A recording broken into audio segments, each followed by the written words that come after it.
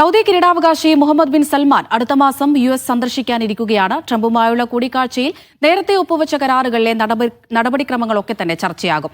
മറ്റൊന്ന്, തുർക്കി പ്രസിഡന്റ് വിവിധ ഗൾഫ് രാജ്യങ്ങളിൽ എത്തിയിട്ടുണ്ട്. ഖത്തറുമായി ഉഭയകക്ഷി സഹകരണ കരാറുകളിലും ഒപ്പിട്ടു എന്നുള്ളതാണ് മറ്റൊരു പ്രധാനപ്പെട്ട കാര്യം. ഏഷ്യൻ യൂത്ത് ഗെയിംസിന് ബഹ്റൈനിൽ ഔദ്യോഗികമായി തിരിതെളിഞ്ഞിരിക്കുന്നു എന്നുള്ള കാര്യം തന്നെയാണ്.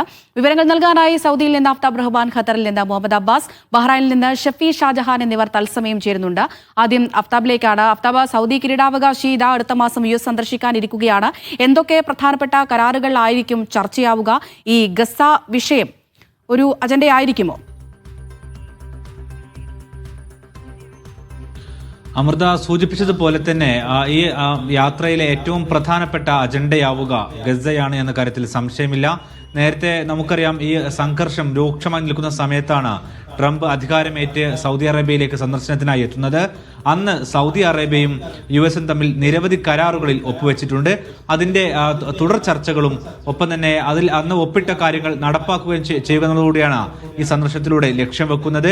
അത് ഏറ്റവും പ്രധാനപ്പെട്ടത് സൗദി അറേബ്യയും US തമ്മിൽ ഒപ്പുവെച്ച പ്രതിരോധ സഹകരണ കരാറുകളാണ്. അതായത് സൗദി അറേബ്യക്ക് വേണ്ട സുരക്ഷാ സംവിധാനങ്ങൾ US ഒരുക്കി കൊടുക്കും. ഒപ്പം തന്നെ സൗദി അറേബ്യക്ക് ആവശ്യമായിട്ടുള്ള വിവിധ സായുധ സംവിധാനങ്ങൾ അത് US ഒരുക്കി കൊടുക്കുമെന്ന് അന്നത്തെ കരാറിലുണ്ടായിരുന്നു. അത് സ്വാഭാവികമായിട്ടും ചർച്ചയാകും.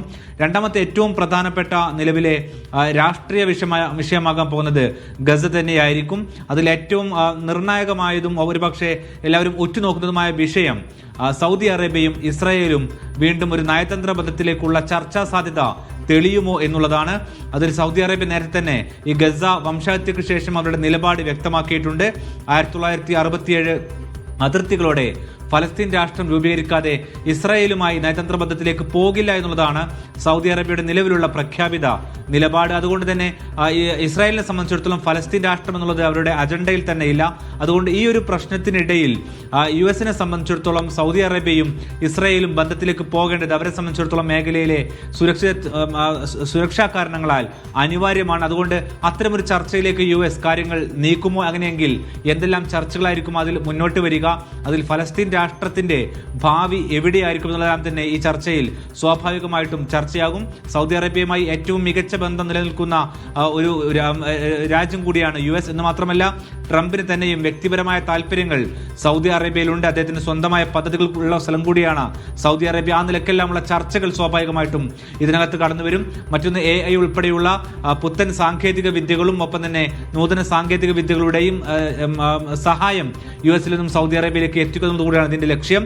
ഇതിൽ ഔദ്യോഗികമായ ഒരു പ്രഖ്യാപനം സൗദി അറേബ്യയോ അല്ലെങ്കിൽ US നടത്തിയിട്ടില്ല. പക്ഷേ അന്താരാഷ്ട്ര മാധ്യമങ്ങൾ, പ്രത്യേകിച്ച് അന്തർദേശീയ വാർത്താ ഏജൻസികൾ ഇക്കാര്യം നിരന്തരം എന്നോളം ഇപ്പോൾ റിപ്പോർട്ട് ചെയ്യുന്നുണ്ട്. അടുത്ത മാസം നവംബറിലായിരിക്കും അദ്ദേഹത്തിന്റെ സന്ദർശനം ഉണ്ടാവുക എന്നാണ് ഈ റിപ്പോർട്ടുകളിൽ പറയുന്നത്. അമൃത.